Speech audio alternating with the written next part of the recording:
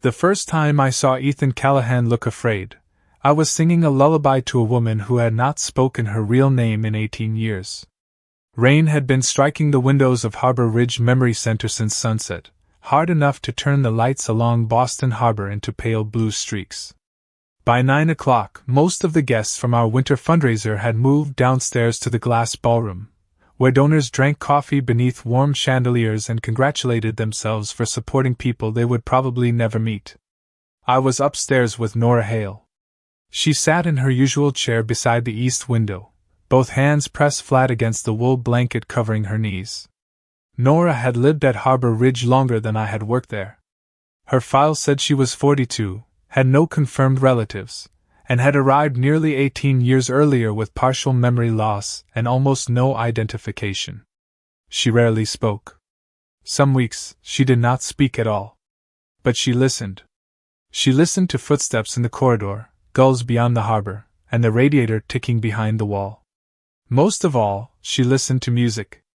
I had discovered that during my first month with her, when she began tapping 4 soft beats against her chair whenever she became anxious. The pattern was never random. It rose, paused, and returned to the beginning, like a melody trying to remember itself. Over the next year, I followed those taps one note at a time until they became a lullaby.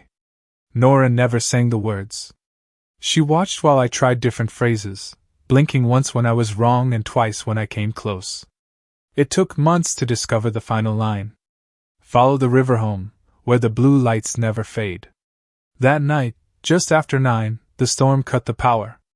The ceiling lights vanished. The piano went silent beneath my hands. Somewhere downstairs, the ballroom guests gasped, followed by the nervous laughter of people who believed darkness was only an inconvenience. Emergency lights flickered on along the hallway, painting the room in dim red bands. Nora's breathing changed immediately. Her fingers tightened around the blanket. Her eyes fixed on the closed door, as if someone might appear behind it. "You are safe," I told her. "I am right here." She shook her head. One sharp movement, then another. Her hand began striking the chair arm in that familiar rhythm, faster than I had ever heard it. 4 beats. A pause. 4 beats again. I left the piano and knelt beside her. "I know," I whispered. "We can do it without the music." I began humming. The first notes were barely louder than the rain. Nora's shoulders remained rigid, but her fingers slowed. I sang the opening verse, the one I had assembled from her gestures and fragments over the years. The words were simple. A river. A dark road. A light left burning in a window. By the second verse, her breathing matched mine. By the third, she had stopped watching the door. I reached the final line and sang it softly. "Follow the river home, where the blue lights never fade." Something metallic struck the tile outside. I turned. A silver pen lay beneath the emergency light. A man stood a few feet beyond it, one hand still raised as if he had forgotten what he had been holding. I recognized him immediately. Everyone in Boston recognized Ethan Callahan. His name appeared on hotel towers, shipping terminals, hospital wings, and the donation plaque beside our main entrance. Newspapers called him a businessman. People who lowered their voices when they said his name used other words. He was taller than I expected, dressed in a dark overcoat still marked with rain. 2 men stood farther down the corridor, but neither stepped forward. Ethan did not look at me at first. He stared at Nora. The color had drained from his face. His expression was not surprise. It was something deeper. Something that made the powerful man in front of me look, for one breath, like a child who had opened the wrong door and found his past waiting behind it. "Where did you learn that lullaby?" he asked. His voice was low, but every word landed clearly. Nora's fingers stopped moving. I stood slowly, keeping myself between her chair and the doorway. "This is a private treatment room." Ethan's gaze shifted to me. I expected arrogance. What I saw instead was restraint stretched almost to breaking. "The song," he said. "Where did you hear it?" "From her." I nodded toward Nora. His eyes returned to the woman by the window. That is not possible. She taught it to me. The words? Not directly. She gave me the rhythm. I found the rest through repetition. Ethan stepped into the room. Nora recoiled. I lifted my hand. Stop there. The two men in the hallway looked at me as if I had told the Atlantic Ocean to hold still. Ethan stopped. His jaw tightened, but he did not come closer. Who is she? He asked. Her name is Nora Hale. No. The answer came too quickly. That is not her name. It is the name in her medical record. I do not care what the record says. She does, I replied. Until she tells us otherwise, that is the name we use. His attention sharpened. Men like Ethan Callahan were probably not accustomed to being corrected, especially by an employee standing in a dark therapy room with rainwater slipping beneath one window. But Nora was watching us. Her safety mattered more than his reputation. Ethan looked back at her. There was another line, he said. Before the river. What line? I asked. He swallowed. When the night forgets your name, I will remember. Nora made a sound. Not a word. A breath broken open by recognition. Her hand caught the collar of her sweater and pulled it aside. A thin silver chain slipped into view. Hanging from it was half of a small oval pendant, scratched with age. Ethan's hand moved to his chest. Beneath his shirt he drew out the matching half. The edges formed the same shape. The same tiny blue stones sat at the center. No one spoke. Even the storm seemed farther away. Ethan took a slow breath. Claire, he whispered. Nora stared at him without blinking. Then she raised her hand and tapped the wooden arm of her chair. One beat. A pause. 2 beats close together. Another pause. 2 more. Ethan's eyes closed. The pattern meant nothing to me, but it meant everything to him. He opened his eyes and answered in a voice that barely carried across the room. Eli. Nora's lips moved. The sound was fragile, almost lost beneath the rain. Eli. Ethan Callahan froze. In that moment, I understood that I had not been singing an abandoned woman to sleep. I had been calling a lost sister home. Ethan did not move after Nora called him Eli. For several seconds, the only sounds in the room were rain against the glass and the emergency generator humming beneath the floor. Then the main lights flickered awake, and the man standing in front of me seemed to rebuild himself behind the face Boston knew. His shoulders straightened. His expression closed. Power returned to him like a door locking.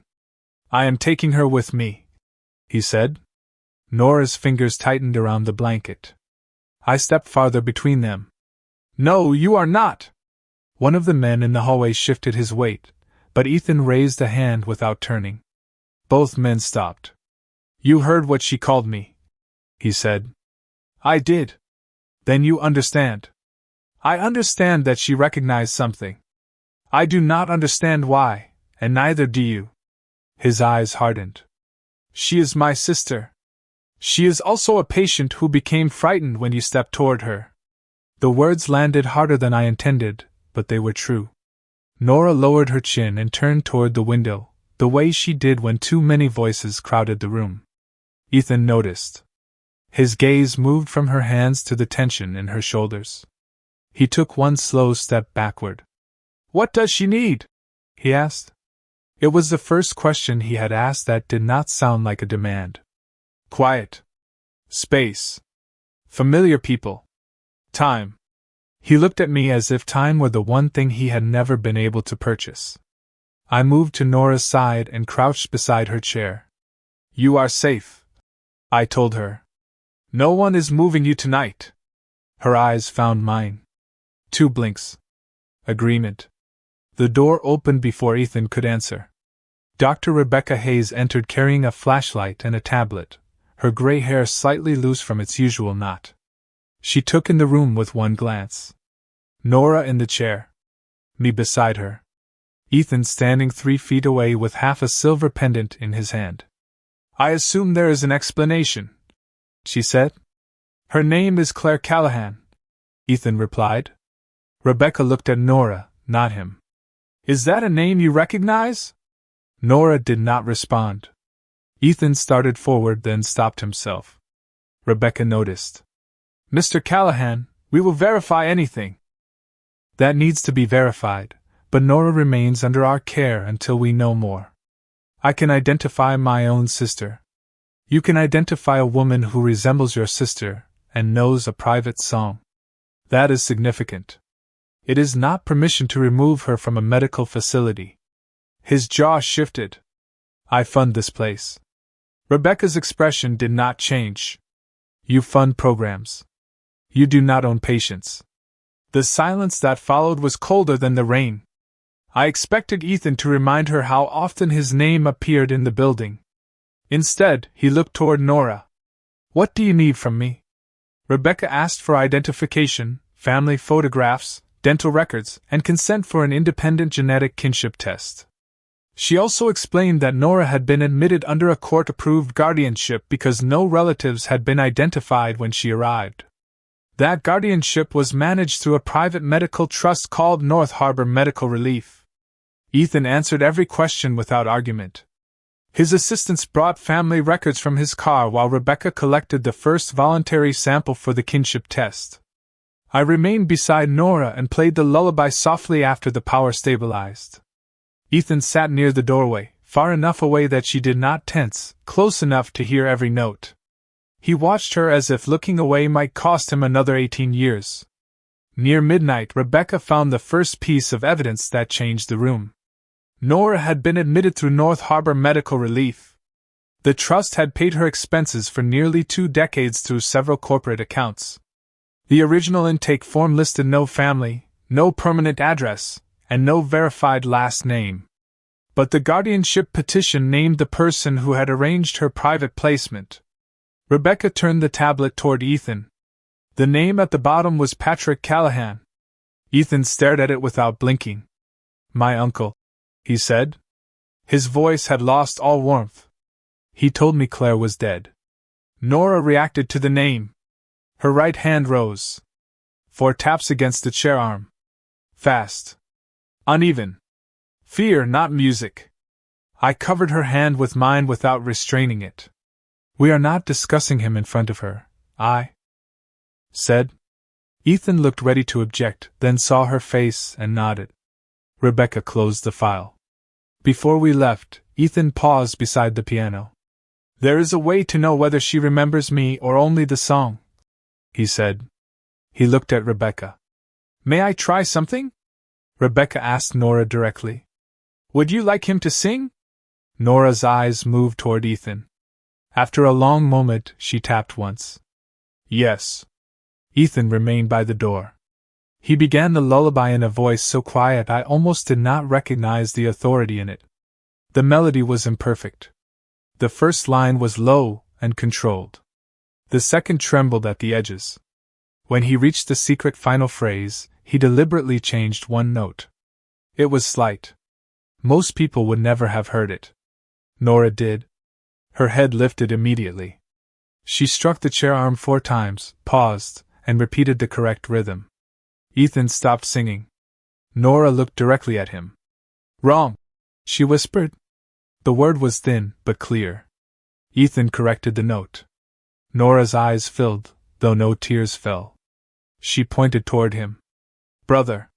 The powerful man by the door lowered his head as if the word had placed a weight across his shoulders. Rebecca gave us the final archived envelope at 2 in the morning. It contained a faded photograph taken 18 years earlier. A younger Nora stood beside a black sedan, frightened and unsteady. Patrick Callahan was holding the passenger door open. On the back, someone had written 3 words. Transfer completed privately. Ethan read them twice. He knew where she was, he said. Every day. Before anyone could answer, Rebecca's tablet sounded. Accessing the sealed guardianship file had automatically notified the listed legal representative for North Harbor Medical Relief. Less than 30 minutes later, an emergency transfer request arrived from a physician connected to a private facility in upstate New York. Patrick had authorized it under the guardianship arrangement he had controlled for 18 years. The transfer was scheduled for 7 the next morning. Nora had been hidden for nearly 2 decades. Now, within hours of recognizing her brother, someone was trying to move her again. Rebecca challenged the transfer before dawn. She contacted the hospital's legal counsel, documented Nora's refusal, and requested an emergency judicial review of the guardianship.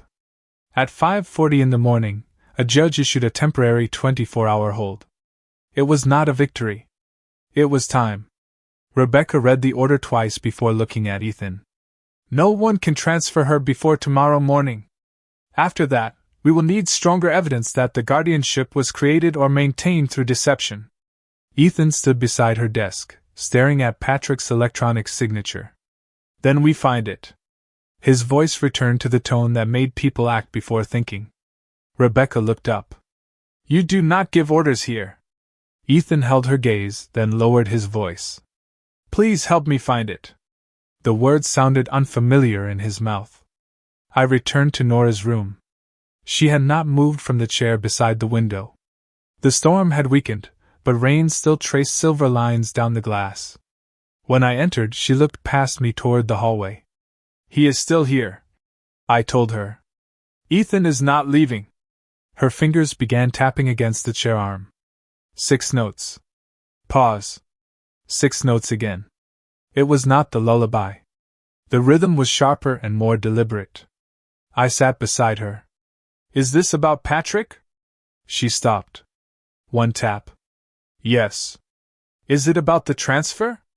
2 taps. No. She repeated the 6-note pattern.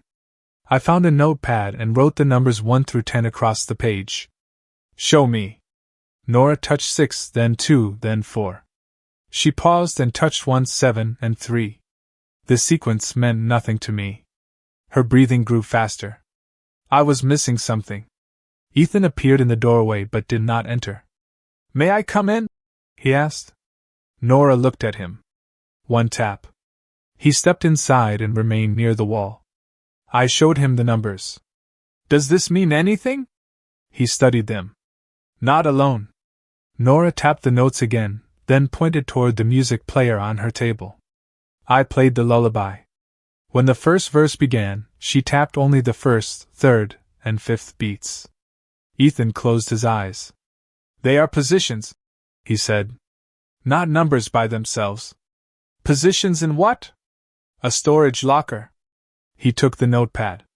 Claire and I used to hide at the old South Harbor station. Our father rented a locker there for our schoolbooks when we missed the last train. Locker 624. The other numbers could be the access code. Nora struck the chair once. Ethan looked at her. The station? Her eyes widened. Ethan moved closer by 1 careful step. The building became the Callahan Transportation Archive after the station closed. The original lockers were preserved. Rebecca agreed to remain with Nora while Ethan and I went to the archive. I did not like leaving her, but Nora pressed the silver pendant into my palm and closed my fingers around it. 1 tap. Go. The drive across Boston took 20 minutes. Dawn had not yet arrived, and the streets were almost empty. Ethan drove himself. No assistance. No second car. For the first few minutes neither of us spoke. City lights moved across his face in pale bands. Why did she trust you with the song? He finally asked. Because I never asked her to remember more than she could handle. I spent 18 years asking people to find her. Finding someone and making them feel safe enough to be found are not always the same thing. His hands tightened on the steering wheel, then relaxed. You speak to me as if you are not afraid. I am afraid. He glanced at me. Then why do you keep saying what I do not want to hear? Because fear is not a reason to become dishonest. He looked back at the road. Claire used to say something similar. The old station stood between 2 renovated brick warehouses near the harbor.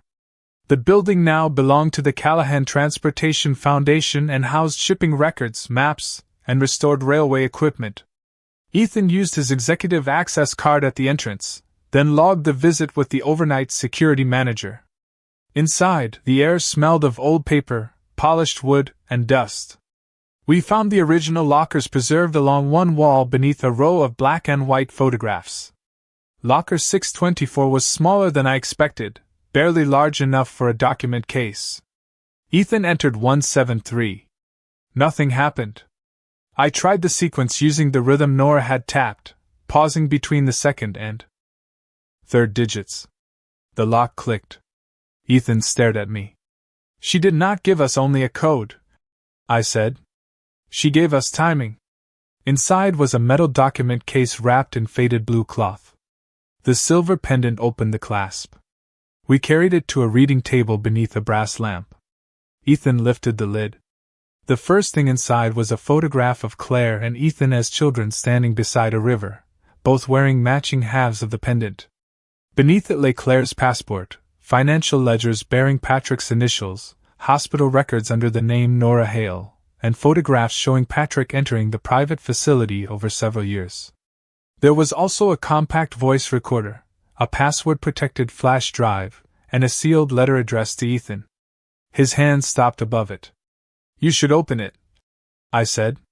"What if she hated me when she wrote it? Then you owe her the courage to hear that too."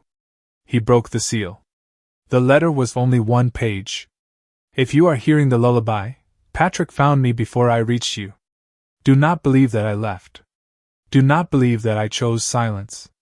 The notes will lead you to what he took from us. Trust the woman who understands the pauses." Ethan sat down slowly. She knew someone might have to help her through music. I pressed play on the recorder.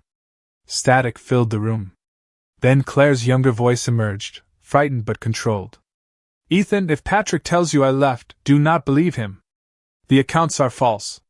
He moved money from the family trust through North Harbor and used father's authorization after his death. I am going to meet you at the hotel near the river. Please come alone. Please listen before you decide." A door closed somewhere in the recording. Claire inhaled. "If I cannot finish this, the rest of the truth is inside the song." The audio ended. Ethan remained motionless. Dawn began to lighten the windows behind him. I examined the handwritten music page beneath the recorder. 6 notes were marked in black ink. A 7th had been circled in blue. Beside it, Claire had written one sentence. "The missing note opens what Patrick believed no one would ever hear." The 7th note was not another location. It was part of the password. The flash drive opened to a single protected audio file and a page requesting 7 characters. Claire had written the first 6 as musical notes along the margin of the lullaby. The pauses told me where each group ended. The circled final note completed the sequence. I entered the letters. The file opened. For a moment neither of us moved. Then Ethan pressed play. Claire's younger voice filled the archive room again, but this time she was speaking to Patrick. "You used father's authorization after he died," she said. Her voice trembled, but the words did not. "You moved money from the family trust into North Harbor, then disguised it as medical spending." Patrick answered with a calmness that made the room feel colder. "You do not understand what keeps this family standing. I understand that you stole from it. I protected it. By making Ethan afraid of everyone except you." There was a pause. A chair moved across the floor. Patrick's voice lowered. "Your brother needs direction. He always has. He needs the truth. The truth is whatever survives long enough to be believed." Ethan closed his eyes. His hand rested against the table, motionless except for one finger pressing into the wood. The recording continued. Patrick told Claire that if she brought the accounts to Ethan, he would call her unstable. He said Ethan had already chosen the family business over her concerns. Claire refused to believe him. Then Patrick mentioned a hospital, a private transfer, and a new name. Nora Hale. The file ended with Claire saying one final sentence. "You can hide me from him, but you cannot make me forget who I am." The screen went dark. Ethan remained silent. Dawn had reached the station windows, turning the rain outside from black to gray. "He knew she was alive," Ethan said. "He paid to keep her hidden, then let me search for a body that did not exist." I removed the drive and placed it back in the case. Now he knows you found her. Ethan reached for his phone. I am sending people to Harbor Ridge. No. He looked at me. Patrick has legal authority over her. For a few more hours. Rebecca has a court order. Send the evidence to the Independent. Attorney. Do not surround Claire with strangers and call it protection. You expect me to leave her there? I expect you to remember what happened when you walked into her room and tried to decide for her. His expression hardened, but only for a second. Then he looked at the photograph of Claire as a child. What would you do? Return to Harbor Ridge. Ask what she wants. Place copies of everything beyond Patrick's reach. Ethan nodded once. It was not agreement offered reluctantly. It was a decision. We photographed every page, copied the audio files, and sent encrypted versions to Rebecca, hospital counsel, and an attorney who had never represented the Callahan family. Ethan left the original case inside the archive under a new access rule requiring 2 signatures. On the drive back, Rebecca called. The preliminary genetic kinship analysis had confirmed that Nora and Ethan were biological siblings with an extremely high probability. The final certified report would follow the next day. Ethan did not celebrate. He lowered his head over the steering wheel at a red light and whispered, "She was alive every day I mourned her." When we reached Harbor Ridge, 3 black vehicles were parked beside the entrance. Patrick Callahan was waiting in the main lobby with 2 attorneys and a physician from the private facility named in the transfer request. He was older than Ethan, silver-haired, perfectly composed, wearing a charcoal coat that looked untouched by the storm. His gaze settled on Ethan, then moved to me. "You should not have removed a staff member from her patient," he said. "You should not have hidden my sister for 18 years. Ethan replied. No one in the lobby spoke. Patrick's expression did not break. Claire was not well. She needed protection from herself and from the consequences of what she believed she had discovered. Her name is Claire, then. Ethan's voice remained quiet. Interesting. You told me she died before anyone could identify her. Patrick glanced toward the hallway leading to Nora's room. This is not the place. It is exactly the place. This is where you left her. Rebecca stepped from her office holding a folder. The judicial hold remains in effect. Nora has also stated that she does not consent to transfer. The physician beside Patrick opened his briefcase. Her ability to make that decision is questionable. Then it will be evaluated independently, Rebecca said. Patrick turned to Ethan. Bring her home. We can manage this privately. Ethan looked toward me, and I knew what he was thinking. Callahan House. Guards. Locked gates. Every danger removed by placing Claire inside a world he controlled. She can stay with me, he said. No, I answered. Patrick almost smiled. Ethan did not. Explain, he said. Claire has spent 18 years in places chosen by other people. Moving her from one protected building to another without asking her is not rescue. It is another decision made over her head. My home is not an institution. A locked door feels the same from the wrong side. The words struck him. I saw it in the way his shoulders lowered. Patrick stepped closer. You are allowing a therapist to dictate family decisions. Ethan looked at him. No. I am allowing my sister to make one. We entered Claire's room only after Rebecca asked her permission. Claire sat near the window wearing a blue cardigan, the silver half-pendant visible at her throat. When she saw Patrick through the doorway, her hand gripped the chair arm. Ethan immediately stepped between them, then stopped. He turned toward Claire rather than Patrick. Do you want him in the room? Claire shook her head. Ethan closed the door in Patrick's face. No threat. No raised voice. Just a boundary Claire had chosen. Rebecca placed 3 cards on the table. One said Harbor Ridge. One said private facility. One said Ethan's home. Claire studied them. Then she pushed all 3 aside and pointed to a blank card. I gave her a pen. She wrote slowly with her left hand. Stay here until I choose. Ethan read the words and nodded. Then you stay. Rebecca opened the transfer authorization beside Claire's writing sample. That was when I noticed the signature. The document claimed Claire had approved the move 2 days earlier. Her name had been written in smooth, narrow letters by a right hand. I looked at the sentence she had just written. The strokes leaned in the opposite direction. Claire, which hand do you write with? I asked. She raised her left.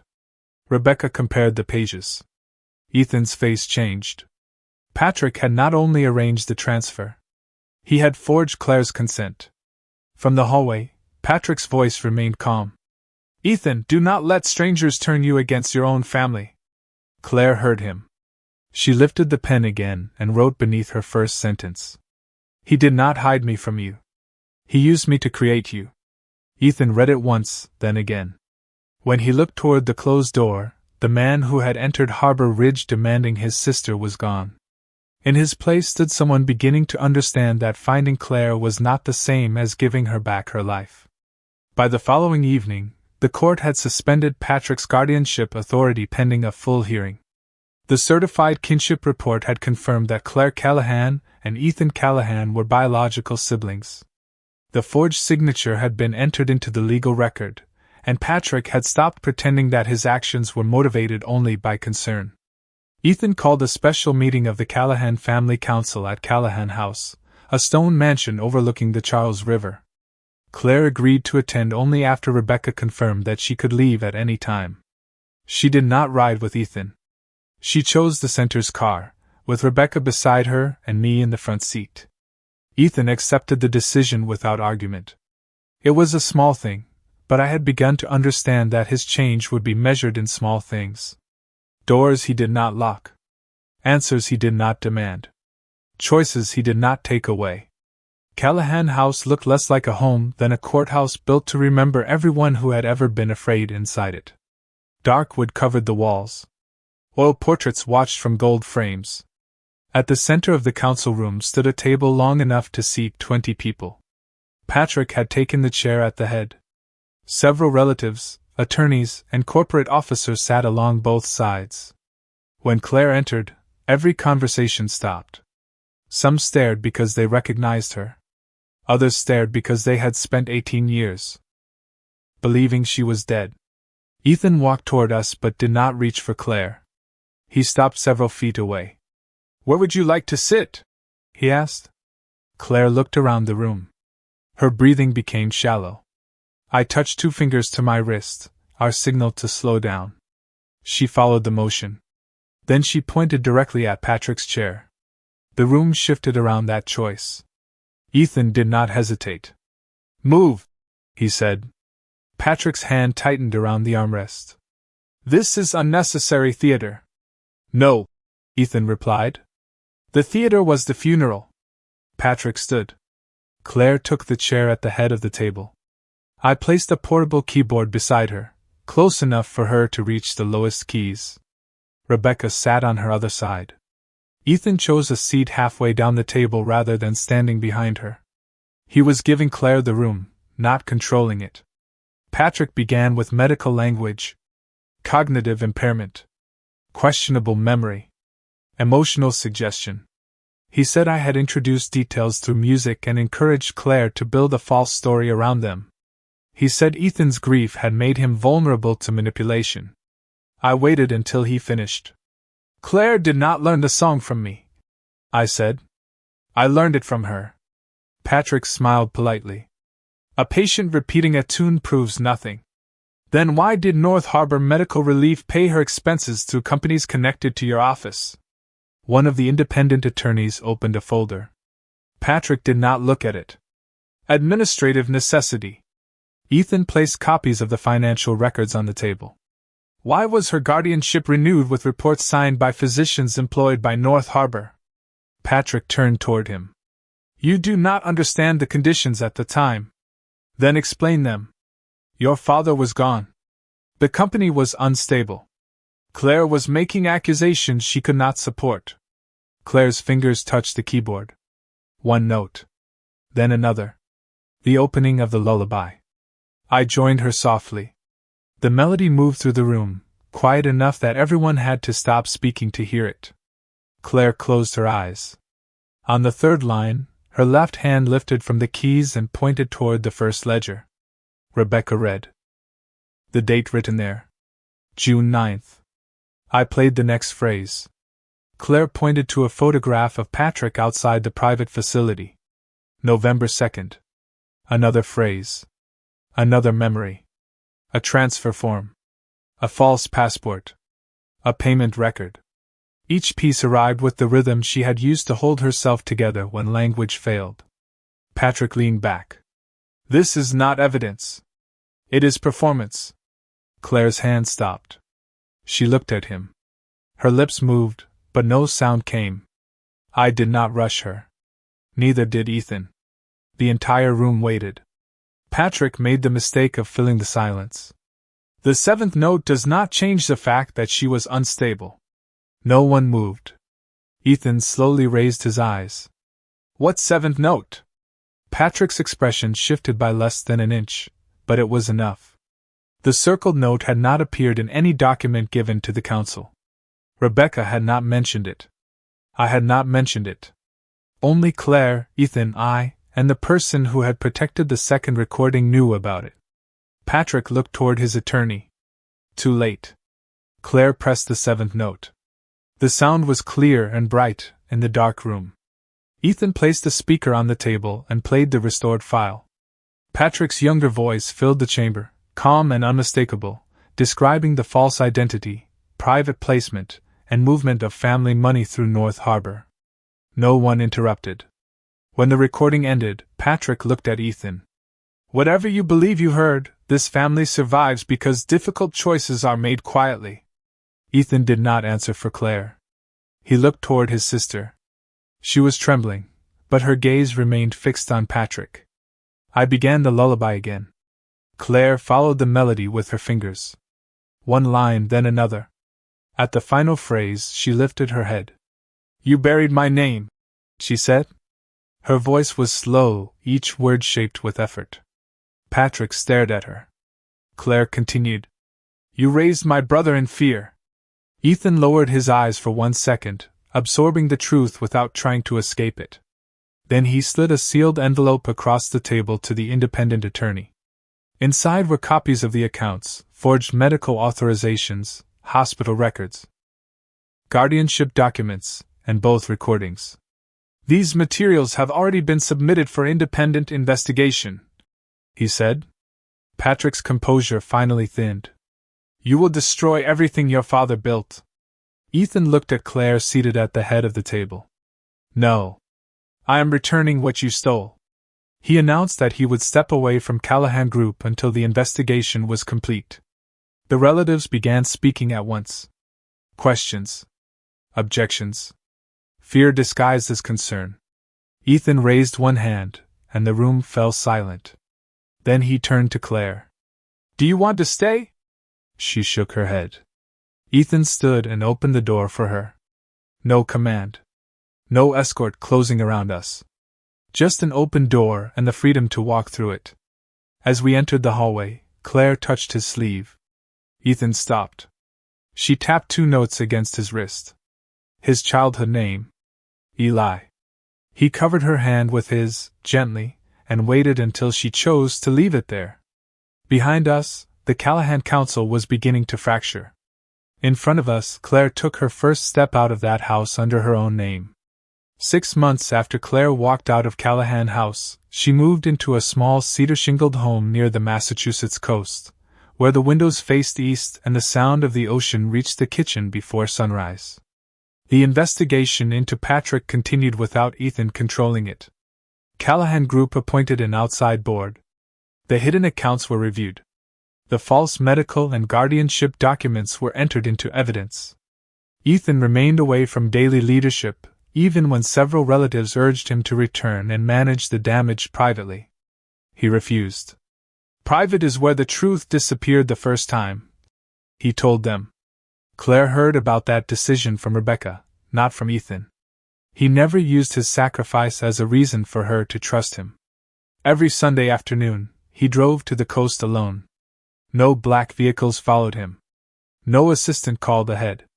No one stood outside Claire's door pretending not to watch it. He brought tea from the small market near Harbor Ridge and waited on the porch until she invited him inside. Some Sundays, Claire let him stay for 2 hours. Some Sundays, she spoke only 3 words. Once, she opened the door, looked at him, and shook her head. Ethan nodded, placed the tea on the porch rail, and drove back to Boston without asking why. He returned the following Sunday at the same time. That was how they rebuilt 18 years. Not through dramatic promises. Through repetition. Through patience. Through the quiet proof that he would return without demanding a reward for returning. I continued working with Claire during her final months at Harbor Ridge, but when she moved to the coast, Dr. Rebecca transferred her care to another therapist. It was the correct decision. Claire deserved a life in which I was not permanently connected to the worst chapter of her history. It also created a clear boundary between my professional responsibility and anything that might exist between Ethan and me. For several weeks, I heard about Claire only through short messages. She had planted rosemary by the kitchen window. She had learned the mail carrier's name.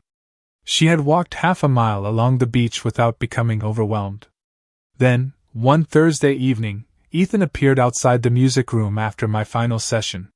He did not enter until I looked up and nodded. He wore a dark wool coat and held 2 paper cups of coffee. "I brought the one with cinnamon," he said. "You remembered. You corrected me the first time. I told you plain coffee tastes like punishment. You were very clear." He handed me the cup but remained near the doorway. The Ethan I first met would have crossed the room as if every space belonged to him. This man waited. "Claire is having dinner on Sunday," he said. "She asked whether you would come." "Claire asked?" "Yes." I studied him over the rim of the cup. "And you?" He looked almost uncomfortable. "I would also like you to come." "As her former therapist?" "No." His answer was quiet. "As Hannah." I allowed the silence to remain between us long enough for him to feel it. He did not fill it with persuasion. He did not remind me what he had lost. He did not turn the invitation into an order. "Sunday at 5?" I asked. Relief moved through his face before he controlled it. 5. Claire's home smelled like rosemary, baked bread, and the ocean. Rebecca was already there when I arrived. So was a neighbor Claire had befriended, an older woman named Margaret who brought apple pie and treated Ethan like an ordinary man who needed to carry plates from the kitchen. He did it without complaint. The dining table was small, nothing like the long polished table at Callahan House. No portraits watched from the walls. No one waited for permission to speak. Claire sat near the window in a soft blue sweater. Her silver pendant rested at her throat, whole again. Ethan had found a jeweler who joined the 2 halves without polishing away the scratches. "Some things should show where they have been," Claire had told him. Dinner moved slowly. Claire spoke in short sentences, pausing when words became difficult. No one rushed to finish them for her. Ethan asked about the garden. Rebecca described Harbor Ridge's new music program. Margaret complained about gulls stealing food from her porch. I watched Claire listen. Every few minutes, her eyes moved toward Ethan, as if checking whether he was still there. Every time, he was. After dinner, Claire walked to the upright piano beside the living room window. The instrument had belonged to the house's previous owner. Its wood was faded, and one key near the center carried a thin crack. Claire touched it gently. Then she looked at me. "Play," she said. I sat on the bench but left room beside me. Claire joined me. Ethan remained across the room. "Come here, Eli," she said. The name stopped him. Not because it hurt this time. Because it belonged to him again. He crossed the room and stood beside the piano. I began the lullaby. Claire played the first notes, with her left hand. The melody moved through the room like light beneath a closed door. She sang the first line softly. Her voice was uneven, but it was hers. Ethan joined on the second line. He knew every word. I could hear the child he had been inside the man he had become. When we reached the final verse, Claire's voice grew steadier. When the night forgets your name, I will remember. Ethan tried to answer, but his voice failed. He looked down, one hand resting against the piano. For 18 years, he had believed his sister's silence meant abandonment. Now she was singing the promise she had kept even when language, memory, and freedom had been taken from her. I sang the next words for him. Follow the river home, where the blue lights never fade. Claire completed the final note. Not 6. All 7. The sound lingered after our hands left the keys. Ethan lowered his head. Claire reached for him and placed her hand over his. Home, she said. Ethan looked at her. If you still want me here. Claire considered the question. Then she nodded. Sunday. He smiled, not the controlled expression he wore in boardrooms, but something smaller and almost uncertain. Every Sunday. Later, while Rebecca and Margaret cleared the dishes, Ethan walked me to my car. The air smelled of salt and approaching rain. The first night I met you, he said, I demanded to know where you learned the song. You demanded several things that night. I was not at my best. That is a generous description. He laughed quietly, then became serious. I have another question. He waited until I looked at him. Would you have dinner with me next Friday? Are you asking because I helped Claire? No. I am asking because you were honest with me when honesty cost you something, and because I would like to know who you are when you are not protecting everyone else. For once, I did not have to correct him. Friday at 7, I said. No private dining room. Understood. No security waiting at the next table. Understood. And no decisions made for me. Ethan opened my car door and stepped back. I am learning. Through the house window, Claire began the lullaby again. Ethan turned toward the sound. He did not rush inside. He simply listened. Once, he had ruled his world by making everyone fall silent.